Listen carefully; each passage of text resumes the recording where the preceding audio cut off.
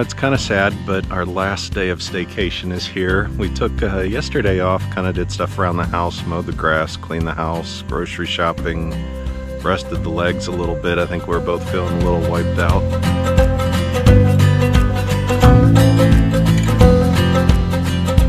So Sunday is here, it's back to work tomorrow, and we're out on the New River. It's been a beautiful ride. It was 45 degrees at the trailhead, so a little chilly in comparison to what we've been used to.